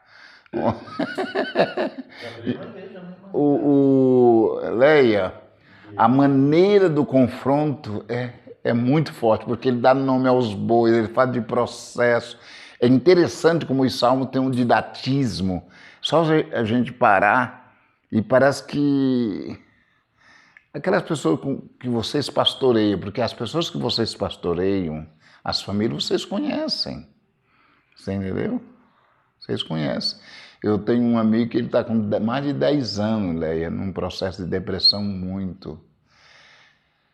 E é meu amigo, mas eu tenho dificuldade de... Tem hora que eu percebo no coração, assim, na mente. Eu não falo, mas dificuldade de estar junto. Sabe aquela coisa que você parece que já fez tudo e não vai, e não vai, e não vai? E aí tem aquelas fases da maldade da pessoa, a dor, ele não canalizou, aí começa... Ixi, aí é ruim. Pastor, mas a depressão, quando é estendida por muito tempo, vira uma opressão? Ou o depressivo em curto prazo já vira uma opressão? Eu acho que vira opressão. Mas é o tempo que determina isso ou é muito da pessoa? É o tempo, é o Quanto tempo. mais demora a depressão, mais a pessoa pode ter a possibilidade de opressão. Sim, de opressão e de possessão. Então é o tempo. Então é o tempo. Não é... Pode ter uma pessoa com 7 dias e já fica opressiva. Não necessariamente. Não. É o tempo que define. Não é o tempo mesmo, né? Só que o tempo, se não for processado, É. só vai agravando o estado emocional da pessoa. E tem um livro muito bom, pode, cara, sobre isso. Só É interessante, A né? raiz da depressão é bom. Maravilhoso, eu tenho esse livro. Como? As raízes da depressão. Ele vai explicando a questão química, né? Porque tem a depressão endógena, que é a questão dos vírus, a falha na comunicação sináptica, né? E isso é uma questão biológica, neurobiológica. Sim, Se a pessoa não tomar a medicação, ela não sai do quadro. sim. E tem a depressão exógena, que são das questões da vida, Sim. muitas perdas, sucessivas perdas, nada dá Então há certo. 2 tipos de depressão. Sim. A depressão é multifacetada. Existem muitos fatores que podem levar à depressão. Luto, por E exemplo. quando Nós é fizemos um podcast endógena, hoje, é só com... Ah, tá lá no podcast? A gente fez semana passada. semana passada. Sim, Não, porque é um pode- assunto que está É muito diferente bom. da... Cara, O vai livro ter do cada Pote, vez ele mais. explica tudo dessa porque- parte neuroquímica. Nós falamos sobre isso semana É passada. porque é um assunto que, Sim, ambas não as são classes nada. sociais, é um assunto que está entrando em todo Rapaz, mundo hoje. Né? vai aparecer muito. Não, é o Gabriel. do século. É. Muito. Sim. Não, o século é depressão. Depressão, um estudo que o pai fez lá em Ubiratã, no Encontro com Deus lá, de preencher, 80% ansioso. É. Ansiedade violenta. A ansiedade é a pré-depressão. É. É anterior à depressão. A síndrome de ansiedade Rapaz, meu povo tem muita pode causar a Tem depressão. de ansiedade. Se não for tratado, vai virar depressão. Você tem ansiedade? Eu sou o cara mais calmo que tem, cara. Não, a ansiedade não é calma. Mas você dá, acho que todo mundo tem, é os níveis que... É. Tem a crônica, que é problemática, e a natural. Natural. Tu vai fazer uma prova, um vestibular. Minha ansiedade é nível 5. É quando tem um probleminha na igreja, isso é quarto da madrugada. Essa... Eu tô... Mas a ansiedade... Nesse momento eu tô sem asma, eu já tive muito isso aí. Não dormi. Vira crônica. Aí o probleminha tão pequenininho tá acontecendo lá, irmãozinho. Ah, é? É. Mas não é o caso de medicação, né? Depende. Depende. Se Interferir. for uma coisa extrema, precisa de medicação. Se você tiver tendo insônia e ficando sem dormir muito tempo, porque o cérebro precisa repousar. Vixe, eu tô lascado. Aqui, gente, ó. Aqui, Leia, ele coloca esse homem mau. Ele diz que ele vai ter um juízo. E aqui ele faz o contraponto do que é o contrário desse homem mau. ele diz que o homem não mau é descrito no versículo 8 e 9, que eu acho belíssimo, porque isso que eu acho fenomenal a questão dos salmos, porque eles sempre traz didaticamente esse contraponto. Então aqui é o que a gente chamaria de contraponto. O contraponto qual que seria? É ele dizer como poderia ser. Você entendeu? Como poderia ser, o ideal, né? Até para a gente levar a pessoa para essa condição. Que nem sempre a gente consegue, tá? Porque esse tipo de pessoa que faz plano, que usa a língua, né, para fala, entrega. Aqui a palavra é entrega, tá? Entrega ao outro. Ele entrega, ele denuncia, né? Que não precisa. E vangloria disso. Aí ele diz, não, o caminho é esse aqui. Olha que beleza, como ele fala no versículo 8. Quanto a mim. É o contraponto. Você entendeu? Ele vai exatamente fazer quanto a mim. Aí ele vai mostrar o outro lado. Ok? Aí você pode colocar não só várias coisas aqui. Por exemplo, o contra mim é quanto a mim, né? Não é contra mim, é contra mim. Quanto a mim. E ele vai dizer assim, sou como oliveira verde. Vê um contrário. E aí dá para você achar bastante significado para isso, né? Aí ele vai dizer, eu vou te louvar ao invés de ficar... Ele vai fazendo contraponto, tá? Só para a gente ter uma... Geralmente, né, Josanaca, a gente observa assim nos Salmos que tem... Ele começa lá em cima, Sim. pelo menos a maioria deles. Sim, a maioria No meio do Salmo ele entra num processo de angústia, dor, depressão e tal. Aí depois ele... E aí depois ele joga, termina para cima de novo, né? Que é mais ou menos legal o que nós, pregadores, deveríamos fazer. Sim. Começar lá em cima, tal, atrair, captar a multidão. Aí no meio a gente fala das mazelas humanas, luta, dificuldade, pecado e tal. E depois terminar lá em cima. Jogar um pouco. Nossa, pode ser ideia, Deus é contigo. Aqui, ó, Luiz. Oliveira verde, louvarei e esperarei. Tá? Aí você busca o significado dessa metáfora. Oliveira verde, louvarei e esperarei. Quer dizer, o contraponto do cara aqui. Tá? Esse esperarei aí é o mais complicadinho. Quando a gente chegar no 55, a gente tem um intervalo, tá? Com o 55 é pesado. Mas vamos para o 53. O 53 eu vou tentar... Como é que é as 3 palavrinhas? Confiarei? Oliveira verde, quer dizer, a ideia de frutificar, né? A louvar, que tem a ver com a questão da adoração, né? E o outro é esperarei. Também é um verbo que ele usa muito. E é interessante, viu, Nilton, quando você lê nos Salmos, basicamente ele vai usar essa palavra esperarei, confiarei, sempre assim, no teu nome. Quando usa a palavra no nome, tem a ver exatamente com o caráter, a fidelidade, que é tipo assim, eu sei que parece heresia, mas nada depende de nós. Não só a questão da salvação, que a salvação nada depende de nós. Não tem nada a ver com predestinação, mas Deus predestinou Jesus. A salvação está resolvida, eu só tenho que acolher. Nós somos predestinados em Jesus. Isso. Aí. Profundo homem, não. Não, ele bebeu o remédio. Bebeu xarope de própolis. Muda a vida da gente, cara. Você não vai? Esse aí não vai? Você tem um auxiliar do Miranda, que é o Giovanni. Só que ele não peita, ele não peita e... O Irã tá pregando até que dia lá. Vamos lá. Todo mês. Toda semana. Gente, o Salmo 53, qual é a palavrinha-chave lá? Mas eu peito sim. O 56 é o ceticismo. Eu tenho muita dificuldade, pastor Giovanni, com a ideia do ceticismo, porque a minha tendência é de cético.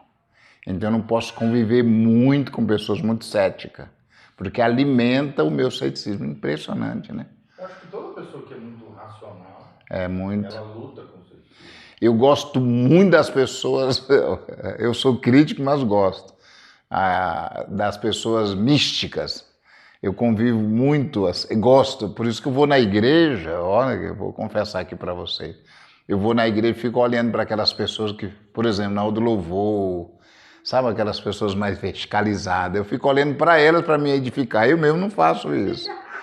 Eu também. Eu não sou, eu não faço, mas eu fico olhando. Mas admiro, né? Admiro. Mas fica pulando, bate palma. Gostaria de ser assim, mas não Cara, esse cara aqui é o meu oposto. Não é crente, não. O vô dele, quando estava no banco, ficava assim. Aí pegava o microfone, virava. Igual o Luiz. O Luiz pega o microfone. Porque nós somos pentecostais! Aí no banco ele fica assim, ó. É que o pastor tem que ficar atento aos detalhes do culto, não pode. Esquece de adorar. Mas você sabe, eu vou discordar de você. Não, porque a adoração, ela necessariamente não tem uma forma única. É muito. Eu sou tradicional. Meu Deus, mas eu sou terrível. Agora imagina, se você vê minha esposa, a Neuza, ela veio aqui no Guidino. Meu Deus, nada a ver comigo. Mas vocês são casados? Ela fala em língua, pastor? Toda hora. Porque ela é profeta, meu Deus, tudo é Deus, não sei o quê. Meu Deus. Mas é legal, né? Esse contraponto. Sim, me ajuda terrivelmente. Me ajuda O muito. pai dela cai no chão, Lembra de se jogar no chão e chora. Olha, Meu Deus do céu, a mulher tem que se segurar. mas Lembra ela que é a mulher do pastor presidente. É que se, né, joga na presença. então, É que ela não tá aqui, né? Lembra ela que ela é a mulher do presidente. Rapaz, mas é verdade. e aí os meus amigos, né, Já é o contrário. Os meus amigos que convivem, meu Deus do céu, quando eles já sabem, né? Já sabem. Agora, para mim, é muito interessante, porque é o outro lado da fé, né? Por isso que eu acho bonito. Vocês não acreditam, eu ia no culto de oração, não faço isso mais hoje. Mas eu ia no culto de oração, ouvia as orações das pessoas. Eu ia orar, eu levantava dos lugares, ia lugar diferente para orar, só para ouvir assim. Porque me edificava. Por exemplo, o Vanderlei, o cara que se converteu, meu vizinho, incrédulo, meu Deus do céu. Eu achava que todo mundo se converteria, menos ele. Ele foi comandante aqui, Vanderlei Castro, uns 10 anos atrás, mais ou menos. Mas ele foi nesse pedaço aqui, nas cidades aqui, foi comandante comandante da polícia.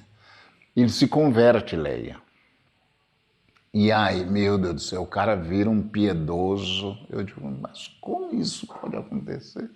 Então ele me edificava muito, que eu vi todo o processo de transformação. 53, o problema fundamental, gente, do que nós temos aqui nesse ceticismo ou ateísmo é o coração corrompido. Pode olhar que o versículo diz assim, ó, presta atenção. Diz o insensato. Então, o nome que é dado para a pessoa é insensato, ok? Isso já diz muita coisa, né? O nome que é dado para ele é insensato. Se você procurar saber o que é insensato, entende? Diz o insensato, diz aonde? No seu coração. Então, é que o coração está corrompido. O problema é de coração, não é de Deus. Não há Deus. Não, o problema não está em Deus, está no coração dele. Você viu? Por isso que a universidade, Leia, é uma fábrica de cético. É mesmo? Você entendeu? Porque o trabalho é corromper o coração. O trabalho é corromper o coração. Aonde?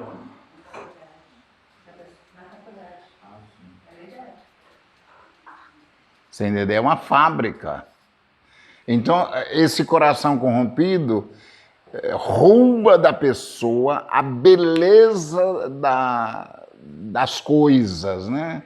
Ele não enxerga Deus em nada. Você entendeu? Aí, meu amigo, o coração corrompeu, esquece. Então, problema de coração. Olha o que diz o final. E aí leva ao quê? Não a Deus. Corrompem-se. E aí o que faz? Pratica o quê? A iniquidade. Então, o outro polo aqui é a iniquidade. Aparece aí como iniquidade mesmo, não? Sim, iniquidade. Agora veja bem, ele já é iníquo, ele só pratica. Você entendeu, Advanil? Exatamente. Então, isso é uma questão de coração. Basicamente é de coração. Se a gente, eu estou desenvolvendo um material belíssimo, belíssimo, uma coisa de primeira mão, que vai ser aplicado na Renovada. Legal. É sobre os 3 anos de fundamental. É isso, fundamental? 15, 16, 17, antes de entrar na faculdade. Legal, segundo grau. O segundo grau.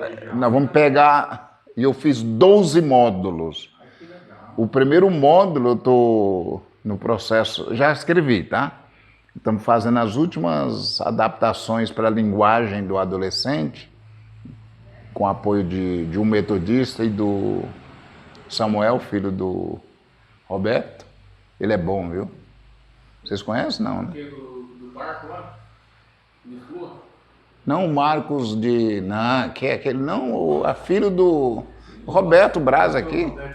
O cabeludo lá, o filho inteligente daquele moleque. Todos esses pastorzinhos meio cabeludinhos assim é bom.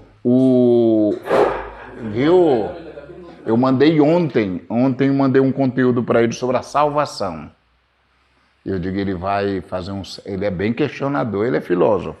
Bem questionador, filósofo e psicólogo, está fazendo psicologia.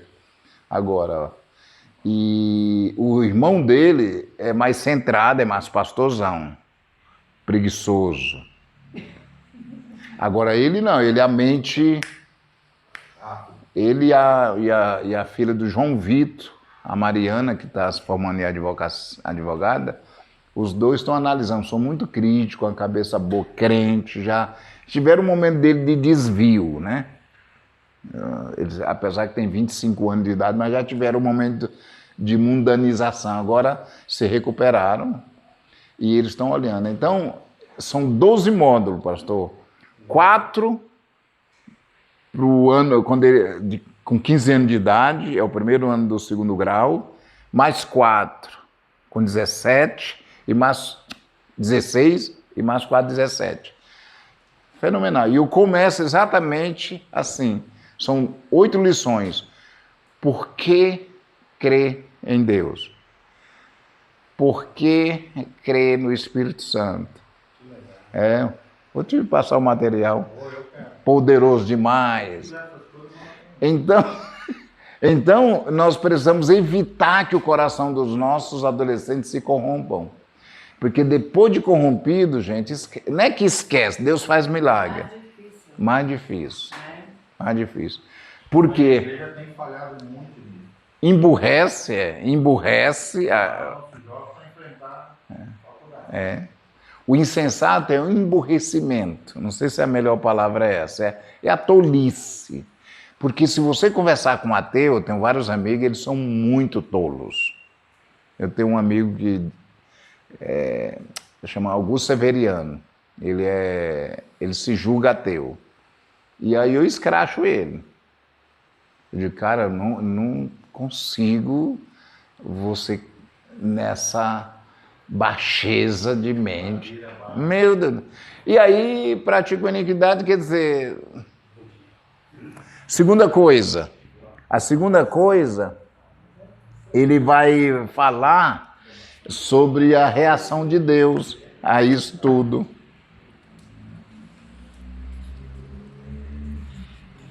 A reação. Lógico que é de Deus, tá?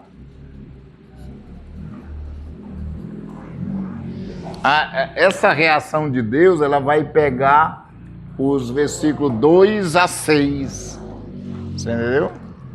O versículo 2 a 6 é bonito isso aqui, né? Rapaz, você lembra de um texto que diz assim, horrenda coisa é cair na mão de Deus? Quem falou isso? Aos todos hebreus. Horrenda coisa. Gente. Capítulo 10. Foi Apolo. Falou, foi o Paulo ou Apolo. Segundo o Irã, Apolo. Porque Lutero disse que era Apolo. Né? Sim. Fica batizando as crianças que estão aqui. Então, gente, qual que é a grande sacada aí? Uma das expressões aí, só vou ler aqui para vocês, ó. Do céu, Deus olha para os filhos dos homens para ver se há quem entenda, se há quem busque a Deus. Todos, o quê? Se desviaram. Então, esse é um olhar de Deus, tá? Então, como é que Deus vai enxergar? Desvio, desalinhamento. É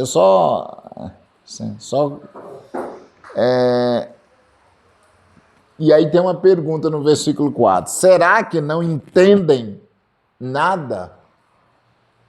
Então você tem aqui, ó, os obreiros da iniquidade. Mole? Eles dão um título bonito para pregar. Então você pode... Qual é a percepção de Deus num primeiro momento? Desvio e desalinhamento. Porque quando ele diz, será que não entendem? Porque, lógico, o cara com o coração corrompido, emburrecido, está desalinhado. Então, a maneira descritiva é que está desalinhado. Tá? Muito simples, não tem segredo, não. Onde você viu o obreiro? No 4, né? Os obreiros da iniquidade.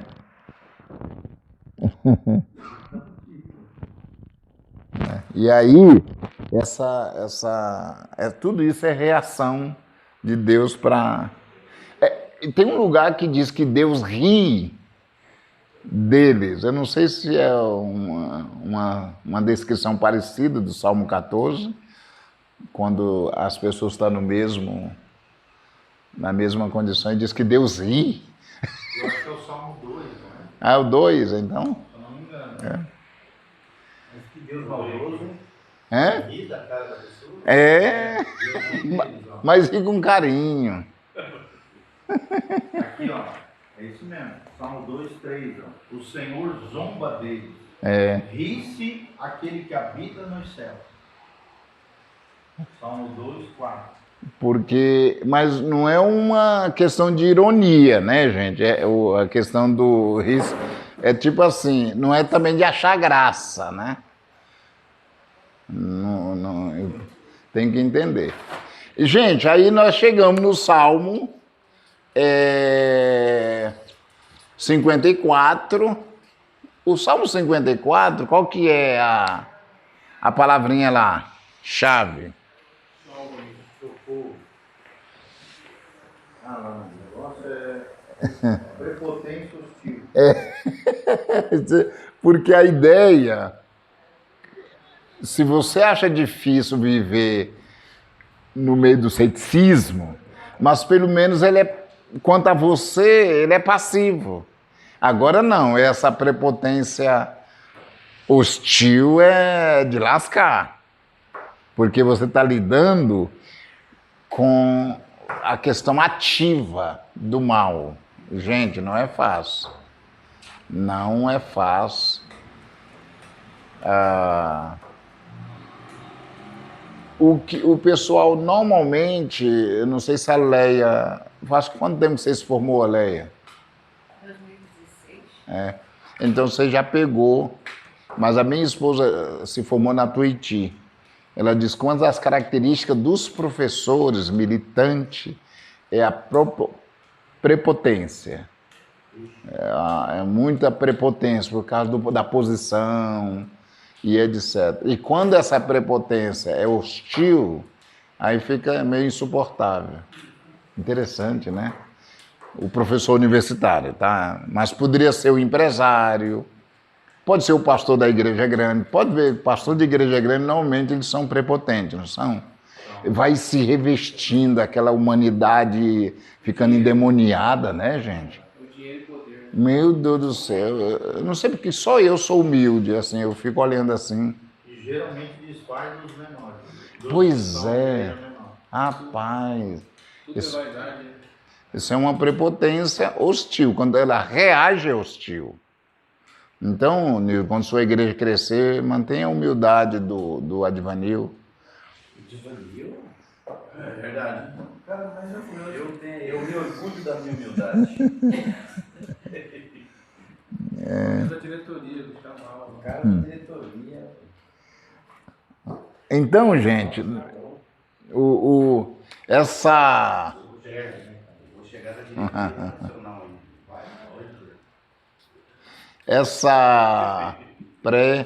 Essa prepotência hostil, ela leva ao quê? Ela leva ao salmista. Olha, o cara agora é vítima, tá? Os tópicos. Estão aí com o texto aberto, né? Sim. Então, olha o primeiro tópico, o que ele quer? Ele quer intervenção. Por quê? Se não tiver intervenção, ele ora pela intervenção.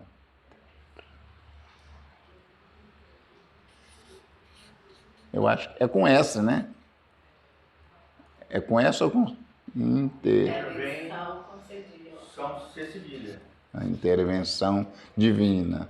Olha o versículo 1 e 2 aí, o que diz? Salva-me, ó Deus, pelo teu nome, e faz a minha justiça pelo teu poder. Quando ele usa a palavra pelo teu nome, ele evoca novamente a questão do caráter. Você entendeu? E ele fala de duas coisas. Ele fala do nome e fala do poder. Você leu o versículo 1 e 2? Um só. Ó Deus, ouve a minha oração, inclina os teus ouvidos às palavras da minha boca. É uma oração, ele está pedindo intervenção. E é interessante, né, que esse pessoal crente, como o salmista, ele tem uma linguagem própria, que quando ele pede essa intervenção pelo nome, ele está dizendo assim, e aqui ele usa a palavra poder, ele está dizendo assim, em outras palavras, o negócio é seu. Eu não vou proteger, eu não tenho como proteger Deus. Deus, você tem que se proteger, se proteger. É o teu nome que está em jogo. Você viu o apelo? A linguagem dele é muito... Eu sou pastor desse negócio, mas eu não vou sair aí defendendo. O que eu posso defender administrativamente. Agora, em outra escala, está fora do meu controle. Por isso, intervém contra essa prepotência hostil, e é o teu nome que está em jogo, e o poder é teu, o milagre não tem nada a ver comigo. Interessante que aqui está falando de, como é que fala? Uma coisa mais externa, e aqui está falando de uma coisa mais do milagre, né? Do interno. Então, ele começa assim, diante disso, Newton, se a gente parte para o confronto, a gente só perde. Você entendeu? Eu já vi alguns comentários que não tem nada a ver. Eu e o Newton somos mais velhos, né? E na nossa época não tinha bancada evangélica. Tá? A gente não dava a mínima para a política. Mas eu lembro quando os primeiros deputados foram eleitos, era um negócio assim, era uma andorinha só, não faz verão. Aí hoje você tem o quê? E vai aumentar no próximo pleito aí, o ano que vem, meu Deus do céu, porque tá todo mundo engajado. Já tem 180, né? Já pensou? Federal. Eu não sei se dobra, mas pelo menos 50 a mais vem. E aí para o Senado. Isso, gente, isso é uma questão administrativa. Isso é uma questão de gestão do Estado. Isso é nossa parte. Não estou falando, isso aqui a gente não está falando disso, a gente está falando de uma dimensão metafísica. Você entendeu? Porque, querendo ou não, o mal e o bem sempre existiram. Tá? E eu não tenho controle sobre ele. O que eu posso é criar leis para inibir a ação do mal, mas o mal não acaba. Isso é uma obra, está fora do meu controle. A segunda coisa que vocês estão percebendo aí é que ele faz uma descrição da dificuldade. E eu queria que vocês observassem, eu acho que o Luiz pode ler o 3 e o 4. Porque os estranhos se levantam contra mim, e tiranos procuram a minha vida. Não tem posto Deus perante os seus olhos. Eis que Deus é o meu ajudador. O Senhor está com aqueles que sustêm a minha alma. Então esses versículos 3 e 4, lógico que ele começa fazendo a descrição e termina fazendo uma declaração de confiança. Olha, presta atenção no que ele coloca, de maneira muito acertada. O versículo 3, porque contra mim se levanta quem? Como é que diz aí na sua tradição mesmo? Os estranhos se levantam Contra mim se levantam os insolentes. Nada. Os violentos procuram tirar a minha vida. Ok. Os tiranos procuram a minha vida. Acho que a palavra tiranos, né? Cai bem, né? Então, quando ele faz a descrição da realidade, eu vou simplificar aqui, viu? Essa questão do... ele usa a palavra... Eu vou usar a palavra tirano, tá? Que são os insolenes. É plural, é? Tirano? Violento, tiranos, violento. Agora, qual o foco dele? É tirar a vida. Você entendeu? Vamos fazer um raciocínio rápido aqui. Vamos ver se a Leia concorda.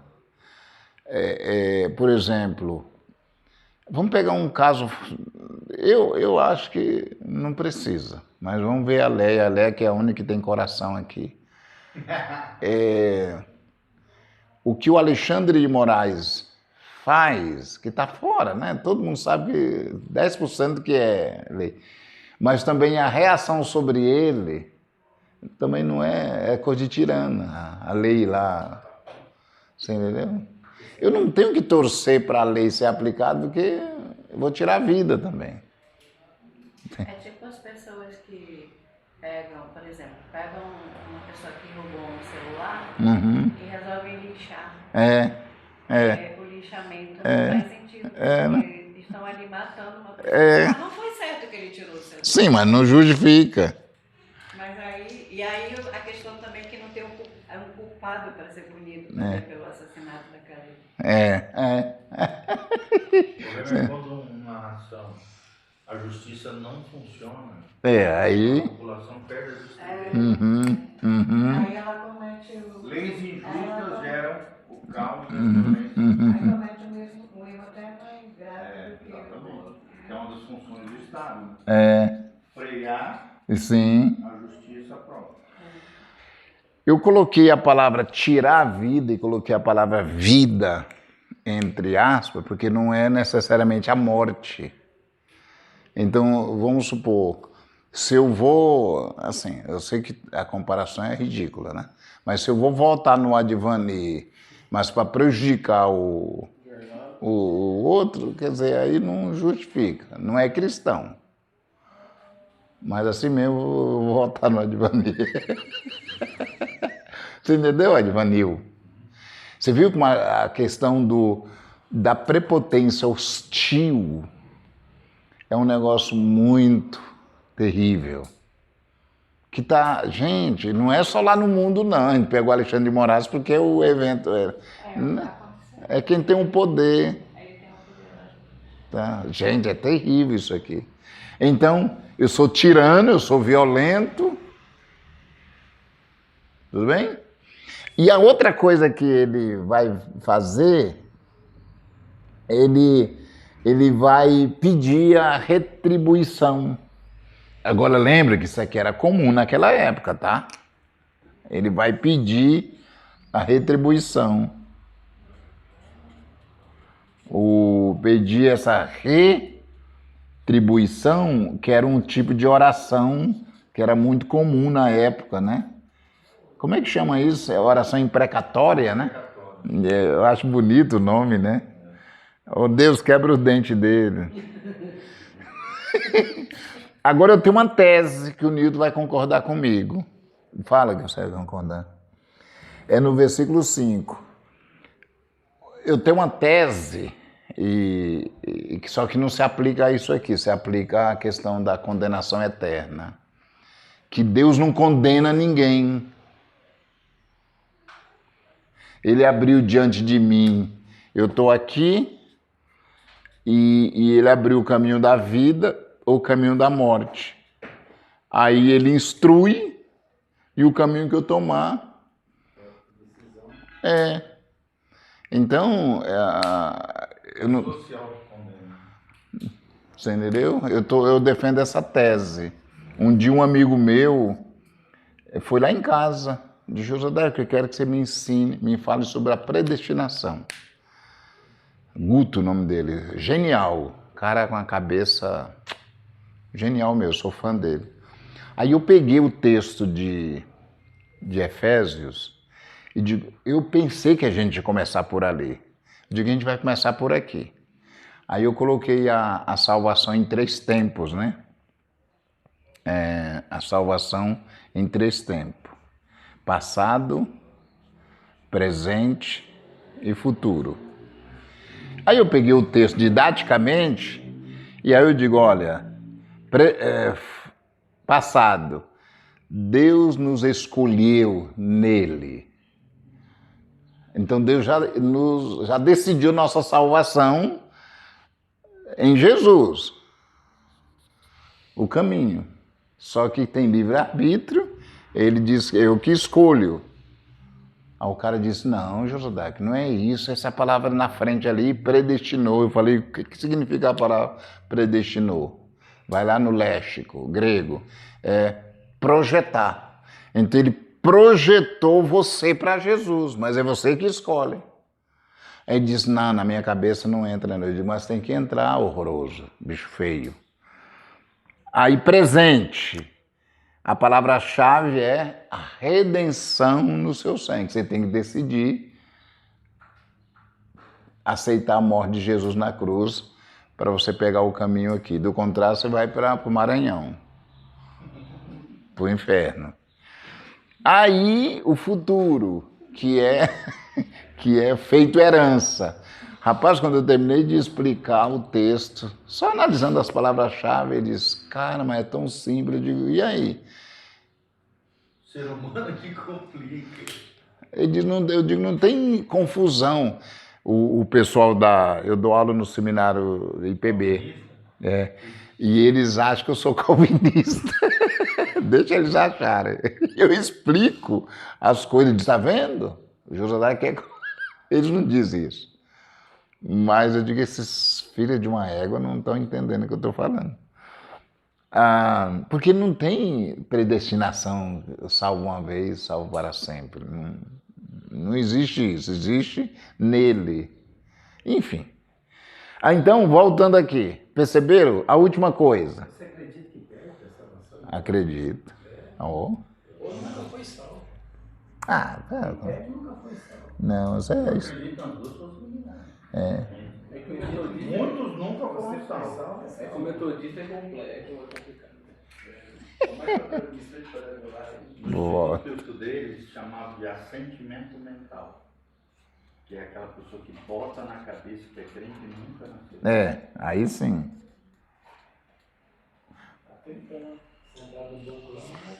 Aí, gente, o que ele faz?